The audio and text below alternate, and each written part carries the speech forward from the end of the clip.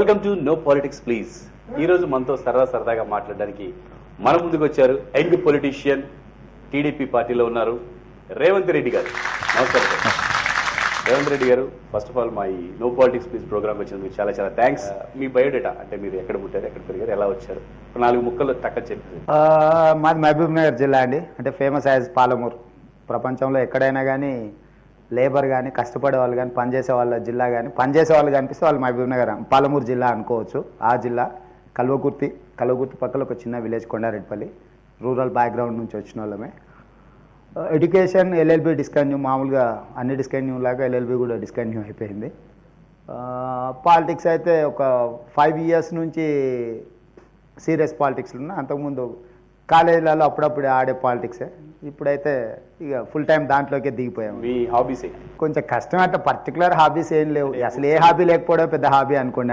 అంటే బుక్స్ చదవడం, సినిమాలు చూడడం, అట్లా బిర్యానీ తిని సినిమాకి పోవడం అంటే ఇష్టం. అది హాబీ అనుకుంటే హాబీ అనుకోవచ్చు. కానీ సినిమాకి పోవడం, బిర్యానీ తినడం, సినిమాకి పోవడం, లేకపోతే సినిమా చూసి వచ్చి బిర్యానీ తినడం అనేది మీ హాబీ. చాలా బాగుంది, అందరికీ నచ్చే హాబీ ఇది. ఒక యంగ్ పొలిటీషియన్ గా మీ ఎక్స్పీరియన్స్ ఏంటి?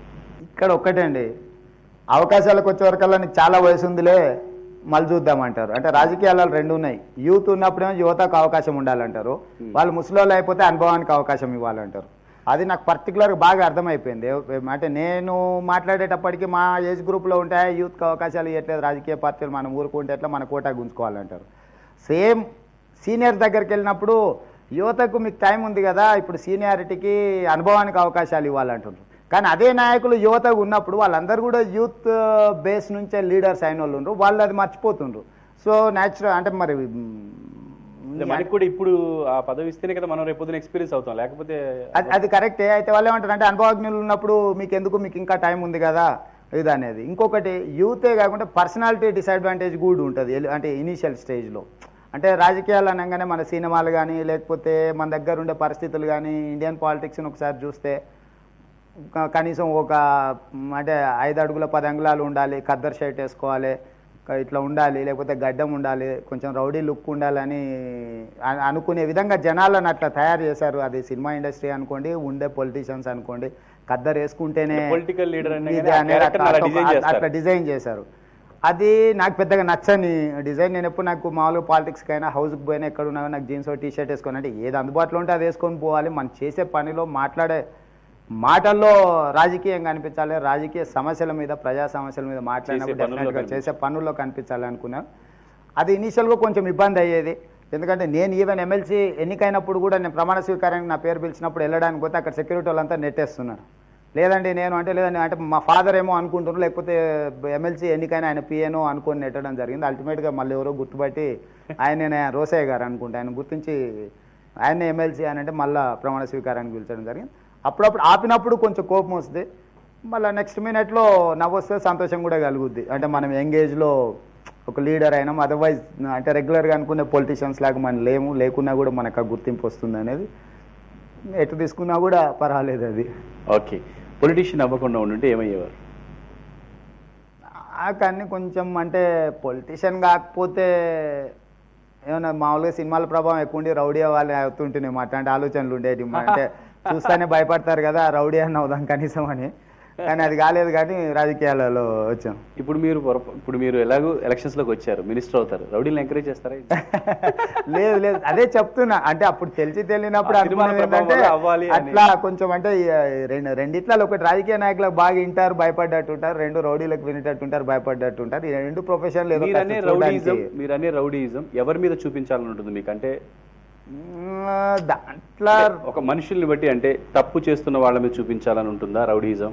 లేదు నా మాట వినని వాడు ఎవరి మీద చూపించాలని ఉంటుందా? అలా రెండోది కరెక్ట్ ఏమో. అసలు మన మాట వినని వాళ్ళ మీద చూపిస్తే బాగుండేదని అప్పుడు అనుకునే వాళ్ళం. నెక్స్ట్ క్వశ్చన్ అడగనా నేను? డాషింగ్ యంగ్ పొలిటీషియన్ గా ఉంటారు మీరు. లుక్ మీరు అన్నట్టుగా పర్సనాలిటీ ఉంటేనే అదేం కాదు, మీరు చాలా డాషింగ్ పొలిటీషియన్ గా సూపర్ గా ఉంటుంది లుక్. ఇలా కాకుండా ఉంటే మీ డ్రెస్సింగ్ ఇంతకుముందు ఎలా ఉండేది? డ్రెస్సింగ్ స్టైల్ నాకు బాగా ఇష్టమైంది జీన్స్ టీ షర్ట్. ఈజీ, ఎక్కడ కూర్చున్నా. ఇష్టమైంది ఎందుకు వదిలేస్తున్నారు? నేను వదిలేదు, ఇప్పుడు కూడా వేసుకుంటాను. మీకు ఇన్స్పిరేషన్ ఎవరైనా ఉన్నారా రాజకీయాల్లో? రాజకీయాల్లో చూసి అరే ఇతను భలే పొలిటికల్ లీడర్ అని అనుకునే వాళ్ళు ఎవరైనా? పొలిటికల్ లీడర్స్ వస్తే వాజ్పేయిని చూసి అనుకునేవాడిని. అంటే ఆరాటింగ్ స్కిల్స్ ఆయన అంటే విజయవాడలో ఎప్పుడో నేను 83 అనుకుంటా, ఐ థింక్ సో 85లో విజయవాడలో ఒక మీటింగ్ జరిగింది, బీజేపీ మీటింగ్. నేను స్టూడెంట్ ఉన్నప్పుడు కొంచెం విద్యార్థి పరిషత్ యాక్టివిటీస్లో దాంట్లో ఆ బ్యాక్గ్రౌండ్ ఆ టచ్ ఉండేవాడిని. అక్కడికి వెళ్ళాను, ఆయన మాట్లాడినప్పుడు చూశాను. అంటే హిందీ అప్పుడు అంత పూర్తిగా అర్థం కాకపోయినా ఆ మాట్లాడే స్టైల్ కానీ జనాల రెస్పాన్స్ కానీ అంటే మనిషి అప్పీల్ కానీ ఆయన చూసి అనుకున్నాను, ఓహో అంటే నిజంగా గౌరవించే లీడర్ ఈ విధంగా ఉంటాడా అని. కొంతకాలం అయిన తర్వాత బాల్ ఠాక్రే నచ్చడం మొదలుపెట్టాడు. రాజకీయాలు లేకపోయినా కూడా అదే చెప్తున్నా. సో రాజకీయాలు లేకున్నా కూడా రాజకీయాలను శాసించవచ్చు, రాజకీయ నాయకులను శాసించవచ్చు. అసలు రిమోట్ అనేది మన దగ్గర ఉంటే మిగతా అన్నిటిని శాసించవచ్చు అని బాల్ ఠాక్రే గారిని చూసినప్పుడు అనిపించేది. సో అంటే క్వైట్ కాంట్రడిక్టరీ. అంటే అప్పుడు మీకు అలా నచ్చింది, ఇప్పుడు ఇలా నచ్చింది, రేపు ఇంకోటి నచ్చొచ్చు. ఇంకా ప్రశాంతంగా శాంతి ఉంటే చాలా బాగుంటుంది అనిపించవచ్చు. అంటే ఇంకా చెప్పలేము. అంటే స్టైల్ ఆఫ్ ఫంక్షనింగ్ అంటే వాళ్ళు తీసుకునే నిర్ణయాలను నేను ఒప్పుకుంటాను కాదు, వాళ్ళు తీసుకున్న నిర్ణయాలు కరెక్ట్ అని కాదు నా ఉద్దేశం. ఇప్పుడు మీకు నచ్చింది మీరు అంటే రాజకీయాలలో లేకపోయినా అంటే డైరెక్ట్ పాలిటిక్స్ లో లేకపోయినా ఆయన ఎప్పుడు దేనికి నిలబడి ఎలక్ట్ అయ్యి ముఖ్యమంత్రి పదవులు ఇట్లాంటి కాలేదు ఎప్పుడు బాల్ ఠాక్రే గారు. అయ్యే ప్రయత్నం చేయాలి. ఆయన కావాలనుకుంటే ఎప్పుడో మహారాష్ట్ర ముఖ్యమంత్రి అయ్యేవాడు. కానీ ఎవరినో ముఖ్యమంత్రిని అక్కడ కూర్చోబెట్టి తనకు కావాల్సిన పనులు చేయించి ముఖ్యమంత్రి పదవిలో వేరే వాళ్ళు కూర్చుని వాళ్ళు పవర్ఫుల్గా కాకుండా కంట్రోల్ అనేది ఈయన దగ్గర పెట్టుకుని చూశారు. అది నచ్చింది. అంటే అంటే ఎవరిని అక్కడ కూర్చోబెట్టినా కూడా అది మనకంటే కిందనే కనిపించాలి, మనం చెప్పిందే వినాలా. ఒకసారి రాజకీయాలలో ముఖ్యమంత్రి కానీ దబ్బుతానే మిగతా వాళ్ళని డామినేట్ చేసేస్తారు మా న్యాచురల్గా పొజిషన్తో వచ్చే అవకాశాన్ని ఉపయోగించుకొని. కానీ అక్కడ ఎవరిని ఆ రేంజ్లో పోకుండా బాల్ ఠాక్రే గారు కంట్రోల్ చేస్తున్నట్టే డెఫినెట్గా ఇక్కడ ఏదో టెక్నిక్ ఉంది, ట్రిక్ ఉంది, అట్లాంటిది ఉంటే బాగుండేదని అట్లా అనిపించేది. మీ మాటల తీరు, మీరు ఆ కుర్చీలో కూర్చున్న స్టైలు, ఆ కుర్చీ, మీ లుక్ అని చూస్తే డాన్లా అనిపిస్తుంది సార్. దొరికే వరకు అందరూ దొరలే, దీని మీద మీ కామెంట్ ఏంటి? కరెక్టే కదండి, దొరకనంత వరకు ఎవరైనా బలాదూరుగానే ఉంటారు, దొరికిన తర్వాత ఓహో అని. కాకపోతే ఏంటంటే దొరకక ముందు బాగా పొగుడతారు, ఇతని హీరో అట్లా ఇట్లా. దొరికిన తర్వాత నేను ముందే చెప్పాను నేను ఇట్లాంటి వాడు అని, మీరు నమ్మలేదని ఆర్గ్యుమెంట్ చేస్తారు కదా, అదొక్కటి నచ్చదు. న్యాచురల్గా ప్రతి వాళ్ళు ఏదో ఒక పాయింట్లో దొరల్లాగా ఉండడం, చిన్న చిన్న దొంగ పనులు చేయడం అనేది 99% అవకాశం ఉంటుంది. అది రేంజు, అవకాశం, వీటన్నిటిని బట్టి కొంచెం మార్పులు చేర్పులు జరుగుతూ ఉంటుంది. కానీ ఓవరాల్గా 99% అయితే ఆ లైన్లో వచ్చేవాళ్ళే. అది పాలిటిక్స్లో అవ్వచ్చు, ఇంట్లో అవ్వచ్చు, చదువుకునేటప్పుడు అవ్వచ్చు, ఇంకా మిగతా సమయాలలో కూడా అయ్యి ఉండవచ్చు. కాబట్టి ఈ దొరికిన తర్వాత ఎక్కువ నేను అంతకుముందు చెప్పాను, అప్పుడు చెప్పాను, నువ్వు వినలే, ఇట్లా మాట్లాడే వాళ్ళంటే అదొక్కటి నచ్చింది. కాకపోతే దొరకనంత వరకు దొరలే ఎవరైనా కానీ. డాషింగ్ యంగ్ పొలిటీషియన్తో మరికొన్ని విషయాలు సరదాగా మాట్లాడే ముందు చిన్న బ్రేక్ తీసుకున్నాం.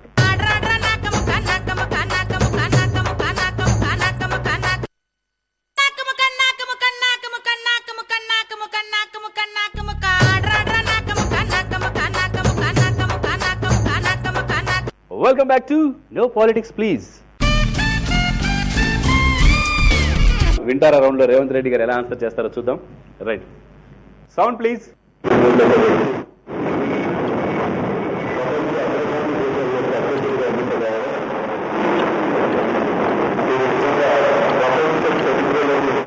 మీరు కంగారు పడకండి, డిస్టర్బ్ రావట్లేదు, మేము డిస్టర్బ్ చేసాం దాన్ని, అయినా గుర్తుపట్టాలి అని. ఈ వాయిస్ ఎవరిది? చంద్రబాబు నాయుడు గారు వాయిస్ లాగా అనిపించింది నాకైతే. మరి ఇంకొకసారి ప్లే చేయండి.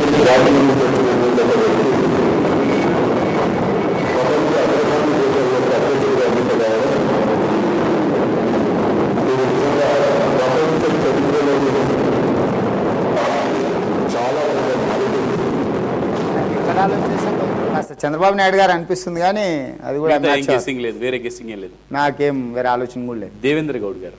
అవునా? ఇప్పుడు వినండి, నేను చెప్పిన తర్వాత వినండి, మీరు అవునా కదా చెప్పండి.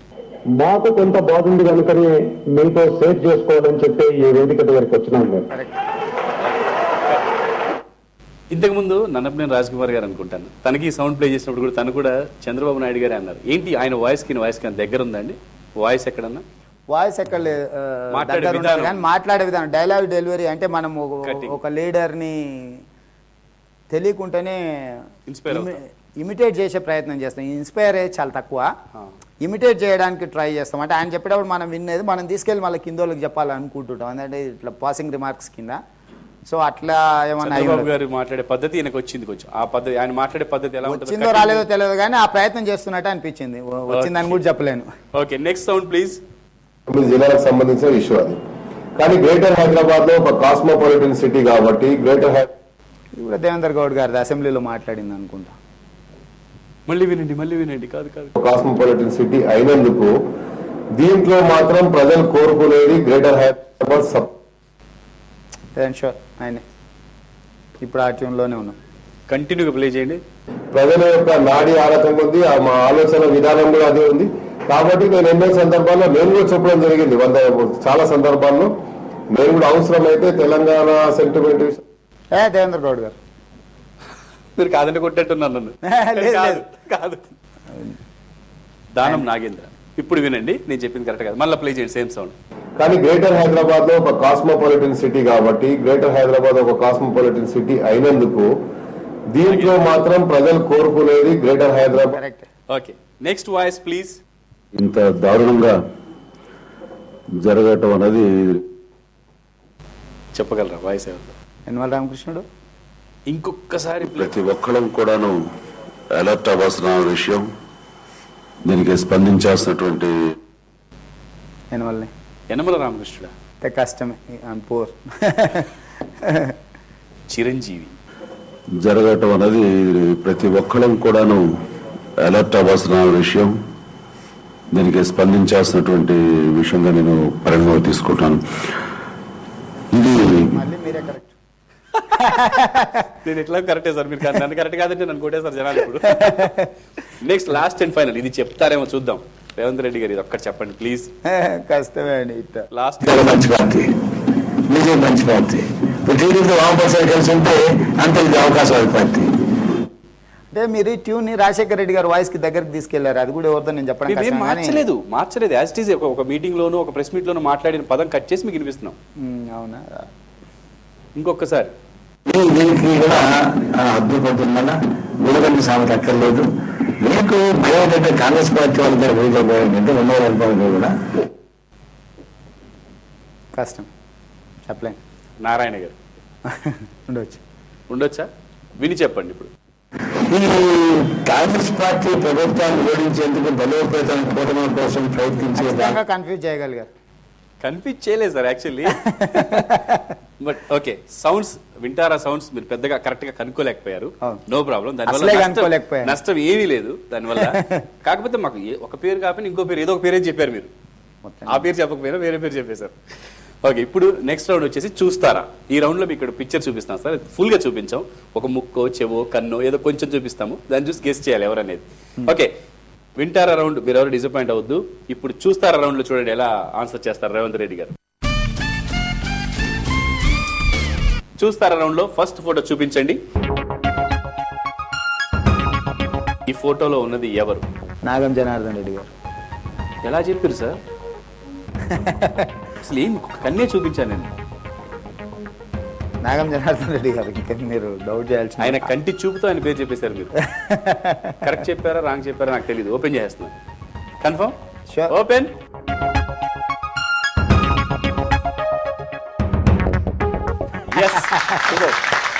అమ్మయ్యా, థ్యాంక్స్. రేవంత్ రెడ్డి గారు మొత్తం మీద ఆన్సర్ చెప్పేశారు. నేను చెప్పానా చెప్తారని చెప్పారు.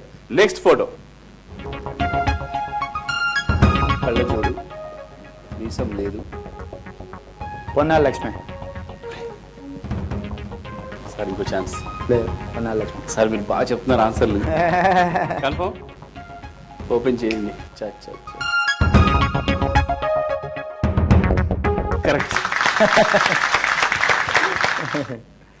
చిన్న కామెంట్. అంటే యాక్చువల్గా ఏంటంటే ఎంత సీరియస్ ఇష్యూనైనా నాన్ సీరియస్గా మాట్లాడట్లో పొన్నాల గారి దిట్ట. ఆయనతో ఇంకెవరు పోటీ పడలేరు. Okay, next photo.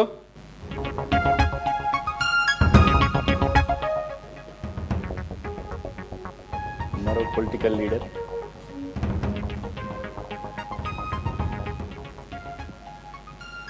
క్లూ ఇమ్మంటారా ఏమన్నా? కొంచెం అట్లాంటి ఫెసిలిటీ ఉందా? క్లూ వరకు ఉంది.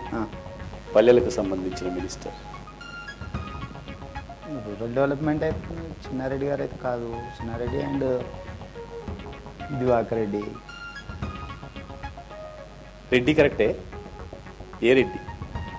రఘువీరారెడ్డి. ఎలా చెప్తున్నారు? గెస్ వర్కే. క్లియరా? ఓపెన్ చేసేస్తున్నాను sir. రఘువీరాని. Open.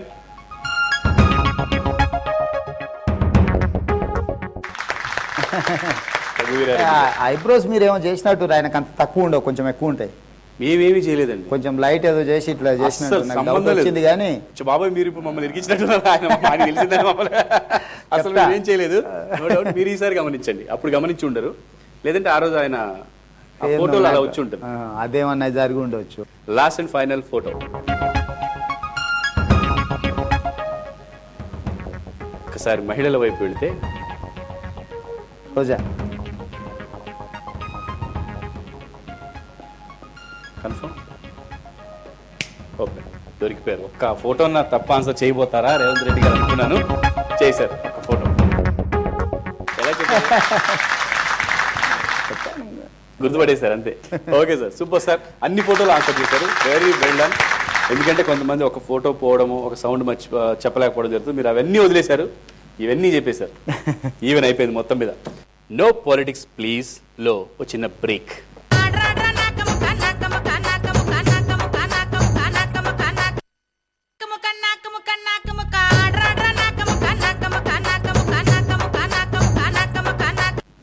Welcome back to know politics please.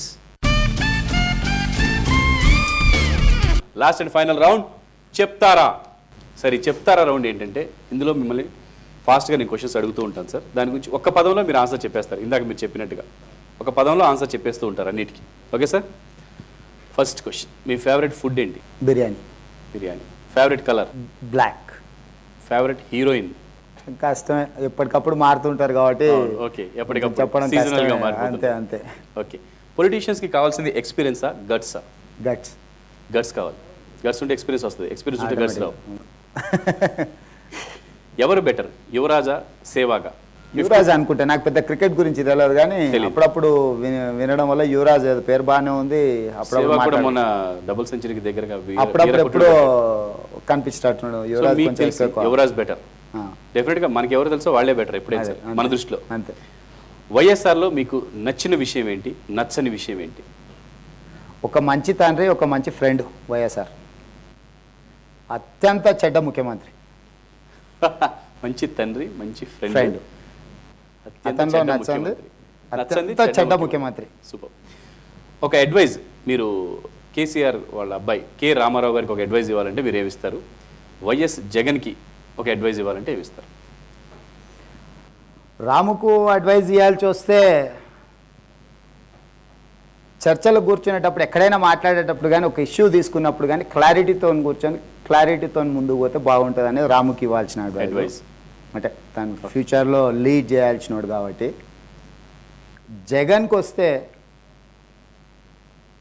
వ్యక్తుల కంటే వ్యవస్థలు ముఖ్యం. వ్యవస్థను గౌరవిస్తే ఆటోమేటిక్గా ఆ వ్యవస్థలో పనిచేసే వ్యక్తుల ప్రాధాన్యత పెరుగుతుంది. పార్టీకే ప్రాముఖ్యత ఇవ్వాలి, మాటల్లో ఇవ్వాలి, మాటల్లో చేతల్లో కూడా. తర్వాత ఆటోమేటిక్గా అందులో ఆ ఫోల్డ్స్లో ఎవరు బాగా పనిచేసిండ్రు, పార్టీకి ఎవరు అవసరం, ఎవరైతే పార్టీని కాపాడగలుగుతారు అనుకుంటే పార్టీ డెఫినెట్గా నిర్ణయం తీసుకుంటుంది. ఓకే, మీలో మీరు చేంజ్ చేసుకోవాలనుకునే క్వాలిటీ ఏంటి? హ్యాబిట్ కానీ క్వాలిటీ కానీ, ఇది నేను మార్చుకోవాలి అని అనుకునేది? పొద్దున్నే లేచి స్నానం చేయాలనేది నేను రోజు అనుకుంటాను, అది కుదరదు నాకు. రోజు పొద్దున్నే 7 గంటలకు లేచి స్నానం చేయరా? అసలు స్నానం చేయరా? పొద్దున్న వచ్చే జనాలతో మార్నింగ్ 6:30కి అంతా మా ఊరు పల్లెల నుంచి బాగా జనాలు లేపుస్తారు. 6:30 షాప్ లేవాల్సిందే, లేపుకపోయినా వాళ్ళు లేపుతారు. అక్కడ నుంచి కూర్చుంటే 7:30కి అంతా రెడీ అయి కూర్చుందాం అనుకుంటాను. ఎప్పుడు 11 అయితే బ్రేక్ఫాస్ట్ చేయాలన్నా, రెడీ కావాలన్నా 11 వరకు అసలు ఒక నిమిషం కూడా మనకు అర్థంగా ప్రతిరోజు అనుకుంటాను. చేంజ్ చేసుకోవాలనుకుంటా, చేంజ్ చేసుకొని కొంచెం మారి జనాలు. అంటే వాళ్ళు లేట్ గా రావాలనుకుంటున్నారా, మీరు ఇంకా కొంచెం ఎర్లీగా లేచి రెడీ అవ్వాలనుకుంటున్నాను? లేదా వాళ్ళు వెయిట్ చేస్తున్నా టక్కన రెడీ చేయాలనుకుంటున్నారు? అట్లా కష్టం, వెయిట్ చేయించి పోయి రెడీ కావడం అంటే అది కుదరదు. ఇంకా ఎర్లీగా లేవడానికి అట్లా స్టార్ట్ చేస్తే మీరు 5:30కి లేస్తున్నారని తెలిసి వాళ్ళు 5కి వచ్చి కూర్చుంటారు ఆటోమేటిక్ గా. ఇంకా జరుగుతుంది కాబట్టి ఇంకేదో వయామీడియాగా ఉన్నదే లాగిచ్చేస్తున్నాను. మీ దృష్టిలో సినిమా యాక్టర్స్లో కానీ, పొలిటీషియన్స్లో కానీ, లేడీస్లో ఎవరు బ్యూటిఫుల్? రేఖ. హిందీ. సెక్సీ ఎవరు? సిల్క్ స్మిత. ఓకే. డాషింగ్ ఎవరు? హీరోలు కానీ, హీరోయిన్స్ కానీ ఎవరైనా? హీరోలలో అయితే కమల్ హాసన్. పొలిటికల్ లీడర్స్లో? Dashing political leader Revanth Reddy కాకుండా ఇంకో పేరు? డాషింగ్ అంటే లాలూ ప్రసాద్ను వీళ్ళని తీసుకోవచ్చు. Lalu Prasad okay, super. నిర్ణయాలలో డాషింగ్. సాఫ్ట్ ఎవరు? పాలిటిక్స్లో సాఫ్ట్గా ఎవరు ఉండరు, కనిపిస్తారు. నాకు ఎవరు సాఫ్ట్గా కనిపించలే. ఎవరు కనిపించలే మీకు అసలు? సూపర్. ఎవరు better leader, senior NTR Chandrababu Naidu? సామాన్య ప్రజల పక్షాన్ని ఆలోచన చేస్తే ఎన్టీ రామారావు గారు. పరిపాలన విషయానికి వస్తే చంద్రబాబు నాయుడు గారు. సో మీ దృష్టిలో ఇద్దరు బెటర్ లీడర్సే అంటారు? అంతే. అంటే అదేం విభజించారు మీరు వర్గాల కింద దాన్ని, అంటే అలా చూస్తే ఆయన, ఇలా చూస్తే ఈయన. ఓకే. నేను కొన్ని సినిమా పేర్లు చెప్తాను. ఈ సినిమాని పొలిటికల్ లీడర్లో ఎవరితోనే తీయాలి అంటే ఆ పేరు చెప్తాను, సినిమా పేరు. ఆ సినిమా ఎవరితో తీయచ్చు లీడర్స్లో? పోకిరి సినిమా ఏ లీడర్తో చేయొచ్చు? మహేష్ బాబు పోకిరి సినిమా ఏ లీడర్తో తీయచ్చు మనం? ఇట్లాంటివన్నీ సరదాగే, జస్ట్ సరదా. అదేలే కానీ ఇట్లాంటి వాటి అన్నిటికీ రాజశేఖర రెడ్డి గారు సూట్ అవుతారు. టైటిల్ కంటారా? సినిమా స్టోరీ కూడా గుర్తుందా మీకు? స్టోరీ చాలా బాగా గుర్తుంది. నేను ఎక్కువ చూస్తాను. Actually Krishna fan. Okay. Mahesh Babu super duper hit ఇది, మొత్తం ఇండస్ట్రీ రికార్డ్ ని తిరగరాసి. కృష్ణ కుటుంబానికి సంబంధించిన సినిమాలు ఇప్పుడు కూడా చూద్దామని అనుకునేవాడిని నేను. అంటే కృష్ణ అయినా, రమేష్ అయినా, లాస్ట్ మహేష్ బాబు అయితే యాస్టీజ్ చూస్తాను అనుకోండి. ఓకే. కంత్రి సినిమా తీయాలంటే ఎవరితో తీస్తారు? కొంచెం ఇబ్బంది పెట్టే ప్రశ్నలే ఉన్నట్టున్నాయి కానీ సరదాగా చెప్పండి సార్. కేసీఆర్ అయితే బాగుంటుంది. కంత్రి. Okay, super.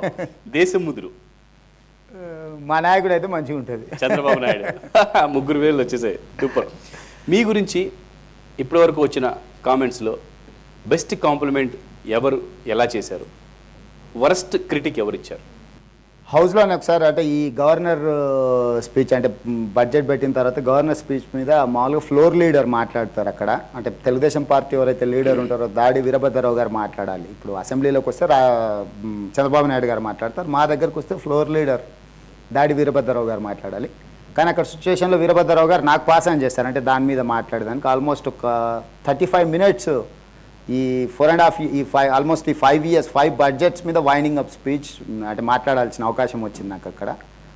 35 minutesలో every minute every second utilise చేసుకున్నా అని నేను అనుకున్నా. ఆ రోజు రోసయ్య గారు కూడా బయటకు వచ్చిన తర్వాత నన్ను పిలిచి చెప్పారు, నువ్వు అప్పుడప్పుడు అల్లరి చేస్తుంటావు, అల్లరి పనులు మానేయి, నువ్వు మంచి లీడర్ అవుతావు, నీకు మంచి భవిష్యత్తు ఉంది, చదువు ఇంకా లైబ్రరీలల్లా, నువ్వు అపోజిషన్లో నువ్వు 35 minutes కంటిన్యూస్గా గవర్నమెంట్ మీద దాడి చేస్తావని ఎక్కడ కూడా పర్సనల్గా ఎవరిని తిట్టకుండా ప్రతి ఇష్యూ అటెంప్ట్ చేసిన ఈ 5 yearsలో గవర్నమెంట్ చేసిన ప్రతి ప్రాజెక్ట్ మీద టేకప్ చేసిన ప్రతి డెవలప్మెంట్ స్కీమ్స్ మీద కానీ సంక్షేమ పథకాల మీద కానీ నువ్వు మాట్లాడినావు, ఎక్సలెంట్గా మాట్లాడినావు. నేను 68 నుంచి ఆల్మోస్ట్ 78 ఎలక్ట్ అయ్యే వరకు అసెంబ్లీలో ఎవ్రీ డే 8:30కి పోయి నేను కూర్చొని చూసేవాడిని అసెంబ్లీలో ఏం జరుగుతుంది ప్రొసీడింగ్స్ అని. తరమెల్ల నాగిరెడ్డి, పుచ్చలపల్లి సుందరయ్య, నీలం సంజీవరెడ్డి వాళ్ళ డిబేట్స్ వినేవాడిని నేను అట్లా 10 years చూసిన తర్వాత 78లో నేను హౌస్లోకి పోయిన తర్వాత నాకు అవకాశం వచ్చింది. నీకు చాలా ఎంగేజ్లో చాలా మంచి అవకాశం వచ్చింది, నువ్వు బాగా స్టడీ చేయి, ఇంకా లైబ్రరీ బుక్స్ ఇక్కడ నువ్వు గతంలో జరిగిన చర్చలు వాటన్నిటిని మళ్ళీ చదువు. రాజకీయాలు రాజకీయ పార్టీలు ఉండొచ్చు, అవకాశాలు వేరు, ప్రతిపక్షంలో ఉండొచ్చు, అధికారంలో ఉండొచ్చు, కానీ బాగా స్టడీ చేసి వచ్చి మాట్లాడే వాళ్ళకి ఎప్పుడూ గౌరవం ఉంటుంది. నువ్వు అప్పుడప్పుడు మధ్యలో కాస్త అల్లరి చేస్తుంటావు, అల్లరి తగ్గించినావు అంటే నువ్వు ద బెస్ట్ లీడర్ అవుతావు. ఇప్పుడు ఉండే ఎవరైతే ఎలక్ట్ అయ్యి వస్తున్నారో వాళ్ళ దాంట్లోకి వెళ్ళి బాగా ఎలివేట్ అవుతావు.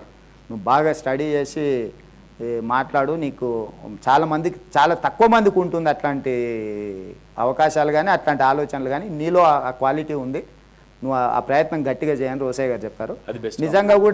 నిజంగా కూడా పాలిటిక్స్లో ప్రతిపక్షాలలో కాంగ్రెస్ పార్టీ వ్యతిరేకులకు అందరికి కూడా రోసయ్య గారు అంటే ఒక రకమైన దడ. అంటే ఆయన ఎట్లాంటి సిచ్యువేషన్ అయినా ఆయనకు అనుకూలంగా మార్చుకొని సెటైర్ కొట్టగలిగి కానీ, లేకపోతే ఆ సిచ్యువేషన్లోకి వెళ్ళి వాళ్ళు ఎంత ఇరుక్కున్నా కూడా అందులో బయటపడ్డాను కానీ రోసయ్య గారు సహకారమే తీసుకుంటారు. ముఖ్యమంత్రి విజయభాస్కర్ రెడ్డి ఉండొచ్చు, చెన్నారెడ్డి ఉండొచ్చు, నేదురుమల్లి జనార్దన్ రెడ్డి ఉండొచ్చు, రాజశేఖర రెడ్డి గారు అయి ఉండొచ్చు, ఎవరు ముఖ్యమంత్రి ఉన్నా కూడా రోసయ్య గారు లేకపోతే ఆ రోజు సభలో వాళ్ళు ఇరుక్కపోయినట్లనే అట్లాంటి సిచ్యువేషన్ ఉంటుంది హౌస్ ప్రొసీడింగ్స్ చూస్తే. అట్లాంటి రోసయ్య గారు నన్ను పిలిచి, అంటే నేను పొలిటికల్గా ఏం చేస్తున్నా కాబట్టి డెఫినెట్గా అలాంటి చట్టసభలల్లో బాగా పర్ఫామ్ చేయగలిగిన వాళ్ళు మనల్ని పిలిచి ఆ విధంగా చెప్పడం అనేది డెఫినెట్గా నిజంగా కూడా నాకు చాలా రోజులు అదంటే అప్పుడప్పుడు ఎప్పుడైనా అల్లరి చేద్దాం అనుకున్నప్పుడల్లా ఆయన గుర్తొస్తుంటాడు, అబ్బో మళ్ళీ రోసయ్య గారు ఏదో చెప్పారు కదా అని. సో నాకు అది గుర్తుంది బాగా. వరస్ట్ క్రిటిక్ అనలే కానీ వర్స్ట్గా మాట్లాడింది కూడా ఓ కాంగ్రెస్ నాయకుడే, మా కంటే కొంచెం సీనియరు. వాళ్ళ సమస్య ఏంటంటే ఈయన ఈ మధ్యలోనే వచ్చి పాలిటిక్స్లోకి ఈ మధ్యలోనే వచ్చి హౌస్లోకి ఈ మధ్యలోనే వచ్చి అన్ని ఇష్యూస్ మీద ముఖ్యమంత్రి మీద కూడా ఒంటికాల మీద లేసి ఇష్యూస్ మీద మాట్లాడతారు. చాలాసార్లు ముఖ్యమంత్రి గారిని నిలేసిన సందర్భం ఉంది. ఇష్యూస్లో డిఫెన్స్లో పడేసిన ముఖ్యమంత్రిని.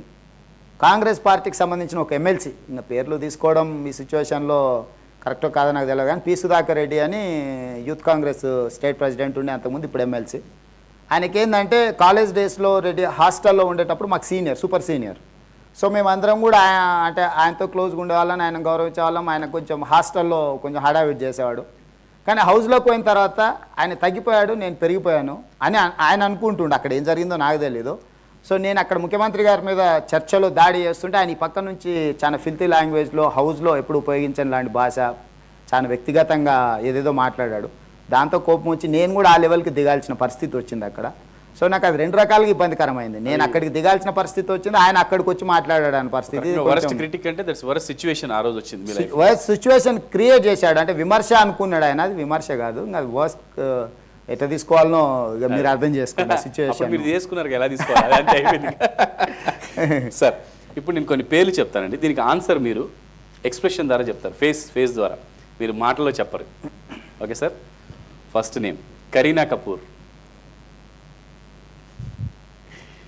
మిర్చి బజ్జీ, కార్ రేసింగ్, చిరంజీవి, ఈత కళ్ళు, శోభారాణి, కేఏ పాల్,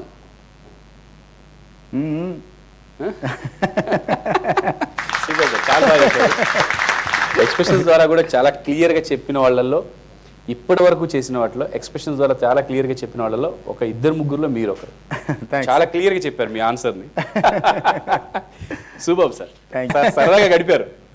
అదే మా లక్ష్యం ధ్యేయం కూడా అదే. మిమ్మల్ని అందరినీ చూడాలనుకునే వాళ్ళు ఎప్పుడు ఒక సమస్య చెప్పుకోవడం, మీ దగ్గరికి వచ్చి మీరు ఎలా రియాక్ట్ అవుతున్నారు ఇవే చూస్తుంటారు మీడియాలో కానీ బయట కానీ. మిమ్మల్ని సరదాగా కూడా చూడాలనుకునే వాళ్ళకి, మీరు సరదాగా ఉండాలనుకునే మీకు కూడా ఇది ఒక వేదిక కావాలని ఇలా సరదాగా ప్లాన్ చేశారు sir. Thank you very much for coming here. Thank you.